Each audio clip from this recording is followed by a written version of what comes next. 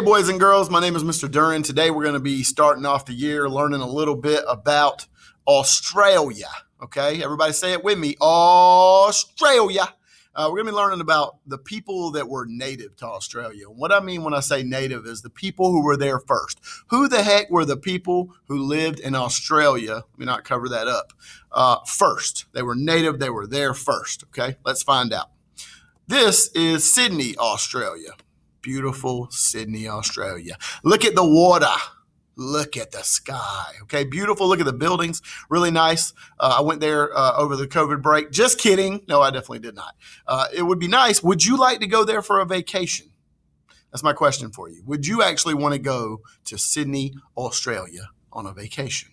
Well, let's see if Mr. Duran will want to go there. The way to find out is to go to Google, okay, and type in what country has the most dangerous animals. Let's see if this works.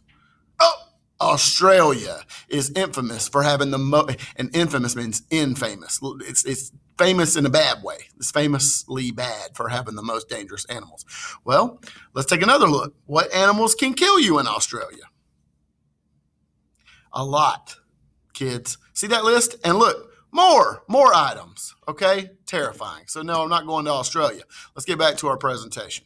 I'm not planning on going. These are the Aborigines. This group of people right here were the people who were there first, before what I'll tell you in a minute, who decided to show up. They have a very unique culture, very unique. You can tell they don't dress like everybody you see walking down the street.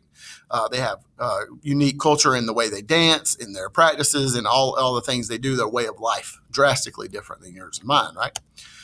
Where they originally lived. Where did they originally live? Well, you see these dots here. It kind of indicates where they were.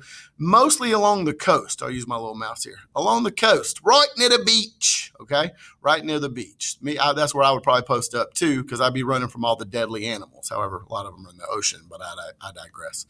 Why did they live by the beach originally? Why did they all live by the water?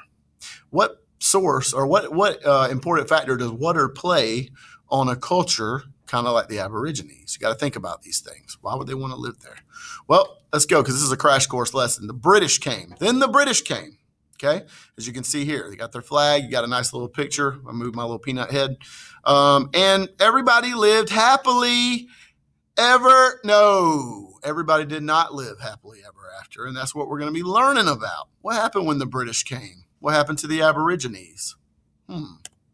Well, the British claimed Australia as their own. In 1770, this guy, James Cook, explored Australia and claimed it for the British. He claimed it, okay? The way you claim maybe some, like your little sister's room, and she's telling you to get out and you claim it for you, that's what he did with Australia. The first British settlement in Australia was Sydney. That place we were just looking at looked a lot different, though, back in 1788. The British used Australia as a place to send criminals. They sent criminals there. By 1852, Australia had 150 convicts living on the island, and eventually England had to stop this practice. Eventually, they did quit doing that, but for a long time, they had 150,000 people convicted of crimes. How do you think the convicts felt about that? Well, I'll tell you. In the words of Puff Daddy, they said, "We ain't going nowhere. We ain't going nowhere. We can't be stopped because it's bad boy for life." Okay, so they were criminals. They did bad stuff. They got sent there, and they did not want to go. They said, "We're not going nowhere. We're not going there." But most Aborigines tribes actually lived, like we said, near the water, near the coast. That's where the British settlers wanted to live. How do you think that played out? The British want to live there. The Aborigines already lived there. How do you think that played out? That's what we're going to get into today.